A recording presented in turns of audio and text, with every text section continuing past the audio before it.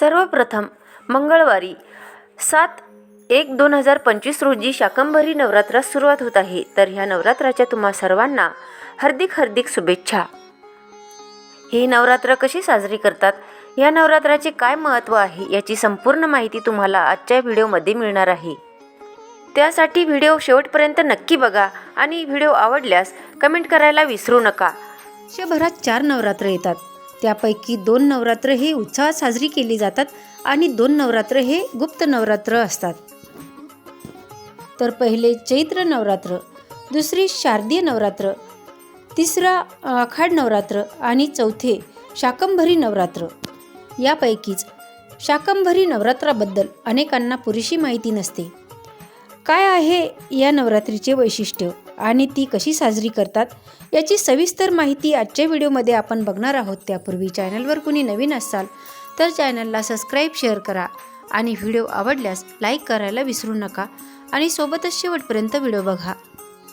पौष शुद्ध सप्तमीच्या दिवशी शाकंभरी देवीचे नवरात्र सुरू होते. याचे सारे पूजाविधी हे अश्विनातील देवी नवरात्रीसारखेच आहेत. अनेक देशस्थ ऋग्वेदी ब्राह्मण कुटुंबाची शाकंभरी देवी ही कुलदेवता आहे. हिचे दुसरे नाव बनशंकरी असेही आहे. बनशंकरीचे विजापुरातील बादामी येथे मंदिर आहे.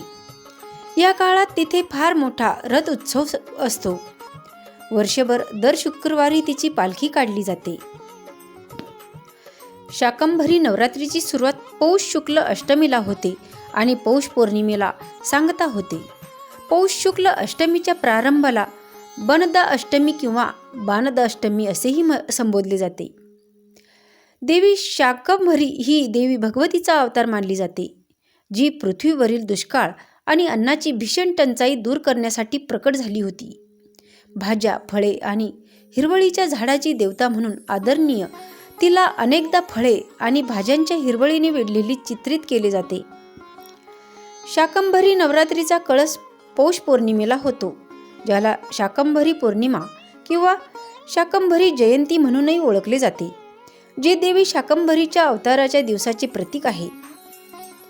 शाकंभरी नवरात्री, ज्याला शाकंभरी नवरात्री म्हणूनही ओळखले जाते, 9 दिवस हा उत्सव चालतो. देवी शाकंभरी देवी दुर्गेचा अवतार याच्या पूजेवर आणि कृतज्ञतेवर जोर देते. शाकंभरी या शब्दाचा अनुवाद म्हणजेच भाज्यावाहक असा होतो, जो पोषण आणि भरणपोषणाचे प्रतीक आहे. हा सण पावसाळ्याच्या प्रारंभाशी संरेखित होतो आणि पेरणीच्या हंगामाची सुरुवात होते. भक्त विविध विधी, प्रार्थना आणि उपवासाद्वारे शाकंभरी देवीचा सन्मान करतात. भरपूर कापणीसाठी, तिच्या आशीर्वादासाठी फळे, भाज्या आणि धान्य अर्पण केली जातात. शाकंभरी देवी मातेच्या विपुलतेला मूर्त रूप देणारी देवता म्हणून पूज्य आहे. तिला भाज्या आणि फळांनी सुशोभित केले जाते, जे प्रजनन आणि समृद्धीचे प्रतीक आहे. तिचा आशीर्वाद केवळ कृषी समृद्धीसाठीच नाही, तर सर्वांगीण कल्याण आणि उदरनिर्वाहासाठी मागितला जातो. या 9 दिवसात भक्त कडक उपवास करतात. फळे, दूध आणि काजू यासारखे विशिष्ट पदार्थ खातात. देवी शाकंभरीला समर्पित मंदिरे तिच्या सन्मानार्थ विस्तृत समारंभ आणि विशेष पूजा करतात. लोक प्रार्थना करण्यासाठी आणि सांस्कृतिक कार्यक्रमामध्ये भाग घेण्यासाठी एकत्र येत असल्याने हा उत्सव समुदायी भावना वाढवतो. शाकंभरी नवरात्री कृषी परंपरा आणि अध्यात्म यांचे एकत्रीकरण दर्शवतो. हे भारतीय संस्कृतीतील पृथ्वीवरील कृपा आणि दैवी स्त्रीत्वाबद्दल खोलवर रुजलेली श्रद्धा प्रतिबिंबित करतो. शाकंभरी नवरात्री जरी प्रादेशिक स्तरावर साजरी केली जात असली तरी शेती, अध्यात्म आणि दैवी यांच्यातील संबंधावर जोर देण्यासाठी खूप महत्त्व आहे. हे निसर्गाच्या भेटवस्तूचे महत्त्व आणि देवीच्या संवर्धनाच्या पैलूचे स्मरण म्हणून उभे आहे. हा उत्सव कृतज्ञता, उत्सव आणि जीवनाची चक्रीय लय यांचे सार समाविष्ट करतो. देवी शाकंभरीचा सन्मान करण्यासाठी भक्त एकत्र येत असतात. शाकंभरी नवरात्री कृतज्ञतेच्या साराने प्रतिनिधित्व होते. ज्यामुळे कृषी वरदान आणि आध्यात्मिक पूर्तता या दोन्हीचे वचन दिले जाते. शाकंभरी नवरात्रीला राजस्थान, उत्तर प्रदेश, कर्नाटक, महाराष्ट्र आणि तामिळनाडूच्या काही भागामध्ये लोकप्रियता आहे. कर्नाटकात शाकंभरी देवी बनशंकरी देवी म्हणून पूजली जाते आणि नवरात्रीच्या काळात बनादा अष्टमीचे पालन करण्याचे महत्त्व आहे. शाकंभरी नवरात्रीची कथा अशाप्रमाणे आहे. देवी भागवतामध्ये देवीच्या उत्पत्तीची कथा आहे. त्यानुसार एकदा आपल्या देशात अवर्षणामुळे लोक अन्नपाणी नसल्यामुळे तडफडून प्राण सोडू लागले. त्यांच्या या दीनस्थितीने देवीला त्यांची दया आली.